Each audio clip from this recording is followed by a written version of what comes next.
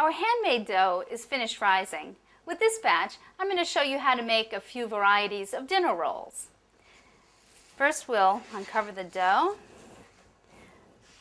dust the board with a little flour, and take that dough out. See how nice that dough is? And we'll push all the air out of it. With half of the dough, I'm going to make some knot rolls. And with the other half, I'll show you how to make some rolls in a muffin tin. So we'll set that aside. We can just cover it up with the little plastic while it sits so that it doesn't develop a crust. Okay. For the knot rolls, we'll need a sheet pan. And I'm going to line that sheet pan with a piece of baking paper so it won't stick.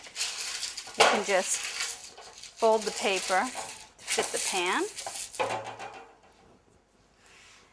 And I lost my knife. Here's my knife. And we're going to cut dough into probably the size of a ping pong ball. It's going to double to triple in baking. So, okay, so you make your little balls, and then you just roll it with your hand.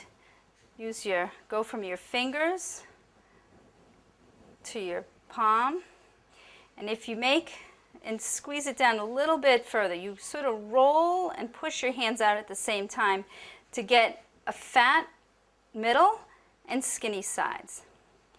Then you just hold the dough like this, wrap it around, and push the tail up through the middle. That makes a nice little knot roll. Let me show you again. Roll it down to flatten it, then roll the sides out while stretching and pulling. Over the fingers, around, and up through the middle. Hide the other tail underneath.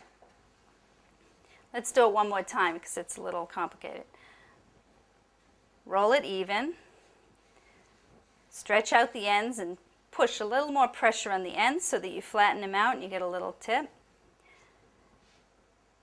Take it like that. Roll it around your fingers. Push the knot up through. This gives you having the fatness here, and then it gets thinner, and then the knot is just a little bump.